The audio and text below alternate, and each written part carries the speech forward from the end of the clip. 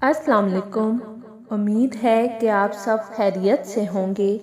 آج میں آپ کے لیے ایک بہت ہی دلچسپ ویڈیو لے کر حاضر ہوئی ہوں۔ اس ویڈیو کا موضوع ہے انجام سے ناواقف اونٹ لوگوں کے ساتھ کیا کر سکتا ہے۔ حیدرآباد نیشنل پارک میں ایک نجی سروے کمپنی کو آئل اینڈ گیس کے ذخائر سرچ کرنے کا 3D پروجیکٹ دیا گیا۔ نیشنل پارک جو کہ نہایت ہی کٹھن اور دشوار گزار علاقہ تھا، یہ علاقہ قدرتی وسائل سے مالا مال اور جنگلی حیات سے لیس ہے، جس میں گھڑیال، خرگوش، چیتا، ہرن اور مور اور کئی جنگلی جانور شامل ہیں۔ بھاری بھرکم سامان کو پہاڑوں کی چوٹی تک لے جانے کے لیے کمپنی نے ہمیں اونٹ دیے ہوئے تھے۔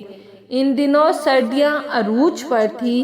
یہ تو آپ نے اکثر سنا ہوگا کہ اونٹ سردیوں میں مست ہو جاتے ہیں اور ان کے منہ سے جاگ نکلتی رہتی ہے اور ماتھے پر سے پسینہ نکل رہا ہوتا ہے۔ نر اونٹ کے پاؤں کے 2 ٹانگوں کو باندھ دیا جاتا ہے تاکہ وہ بھاگ نہ سکے۔ یہ صبح کا ٹائم تھا۔ ہم سامان لوڈ کروا کے اونٹوں کے ساتھ ساتھ چل رہے تھے۔ میں نے دیکھا ایک سندھی جو کہ اپنے اونٹ پر بہت ظلم کر رہا تھا۔ اونٹ کی سپیڈ باقیوں سے کم ہوتی تو وہ اونٹ کے پاؤں پر ڈنڈا مارتا یا اس کی گردن پر ڈنڈا مارتا۔ یہ میری آنکھوں کے سامنے کا واقعہ تھا۔ جب بھی سامان لوڈ یا ان لوڈ ہوتا، وہ لڑکا اپنے اونٹ کو گردن یا کمر میں زور سے ڈنڈا مارتا اور اسے جھڑک دیتا۔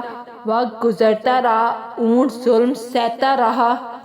ہمارا فورمین شیر افضل جو اب اس دنیا میں نہیں، تب وہ اسے کہا کرتا تھا، سائیں جس دن تم اونٹ کے آگے چڑھ گئے نا تو اس نے تمہیں ٹانگوں کے نیچے دبا کر جان سے مار ڈالنا ہے۔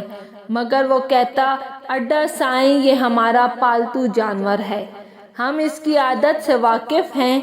ایک بات کہ اونٹ اپنے دشمن کو کبھی بھی فراموش نہیں کرتا۔ جو جانور اپنے مالک سے مانوس ہو جائے، وہ آواز یا خوشبو سے اپنے مالک کو پہچان لیتا ہے۔ وقت گزرتا گیا، وہ لڑکا ہمیشہ اپنے اونٹ کو مارتا رہتا۔ ایک دن ہم لوگ عام روٹین کے مطابق سامان ان لوڈ کروا رہے تھے۔ چھٹی کا ٹائم تھا، تمام اونٹ بیٹھے ہوئے تھے۔ میں نے دیکھا کہ وہی لڑکا اونٹوں کے قریب سے گزر رہا تھا کہ اس اونٹ نے اسے بازو پر سے پکڑ لیا جس پر وہ اکثر ظلم کرتا تھا۔ اونٹ نے اپنی گردن سیدھی کر لی۔ اب وہ لڑکا پکے انگور کی طرح لٹک رہا تھا اور دوسرے ہاتھ سے اونٹ کے منہ پر تماچے مار رہا تھا اور زور زور سے چیخ رہا تھا۔ جس کے ہاتھ میں جو چیز آئی اس نے اونٹ کو مارا۔ کسی نے آنکھوں میں ریت ڈالی تو کسی نے ڈرلنگ پائپ مارا، مگر اونٹ کے منہ سے مسلسل جاگ نکل رہی تھی اور اس کے ماتھے پر بدبودار پسینہ چھوٹ رہا تھا، جس سے صاف ظاہر ہو رہا تھا کہ اب یہ انتقام لے رہا ہے۔ اسی اثنا میں اونٹ کھڑا ہو گیا اور گول سرکل میں بھاگنے لگا اور وہ سندھی لڑکا انگور کی طرح لٹک رہا تھا۔ اونٹ چھوڑنے کا نام نہیں لے رہا تھا۔ ڈرلنگ پائپ جو 3 میٹر لمبا ہوتا ہے، لیبر نے اس پائپ کو اونٹ کو بہت مارا کہ کسی طرح اونٹ اسے چھوڑ دے، مگر سارے حربے ناکام رہے۔ اونٹ مسلسل عجیب عجیب آوازیں نکال رہا تھا اور اسے مسلسل جھنجھوڑ رہا تھا۔ آخر کار بڑی مشکل سے اونٹ نے اسے چھوڑا، ورنہ آپ جانتے ہیں اونٹ کا آخری حربہ اپنے دشمن کو ٹخنوں کے نیچے دبا کر مارنا ہوتا ہے، جیسا کہ وہ اپنے دشمن اونٹ کو ٹانگوں کے نیچے دبا کر مارتا ہے۔ اس لڑکے کے کپڑے لہو لہان ہو گئے تھے۔ وہ جب ڈاکٹر کے پاس گیا اور اس نے خون میں لت پت اس کا نوچا ہوا گوشت دیکھا تو اس نے صاف کہہ دیا کہ اس کے گوشت پر ٹانکے نہیں لگ سکتے۔ ہمارے فارمین نے مجھے کہا کہ فی الحال اس کا خون روکنے کی کوشش کرو۔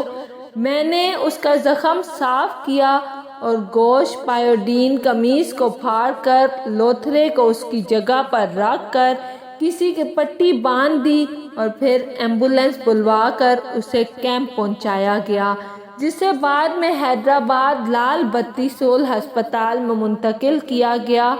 اونٹ ایک نہایت ہی شریف اور حلال جانور ہے، نبیوں کی سواری رہا ہے۔ حضور اکرم صلی اللہ علیہ وآلہ وسلم نے اونٹ کی سواری کو زینت بخشی۔ خوددارا جانداروں سے پیار کریں، ان پر ظلم نہ کریں، یہ اللہ کی مخلوق ہے۔ قرآن مجید میں اس کا ذکر کئی مقام پر آیا ہے۔ صرف چند لوگوں نے صالح بن حوت کی اونٹنی کو ٹانگوں سے کاٹ ڈالا تھا، مگر عذاب الہی میں وہ بھی مبتلا ہو گئے تھے جو اس ظلم کو اپنی آنکھوں سے دیکھ تو رہے تھے مگر وہ خاموش کھڑے رہے۔ اگر آپ کو میری ویڈیو پسند آئی ہے تو لائک اور سبسکرائب لازمی کیجیے گا۔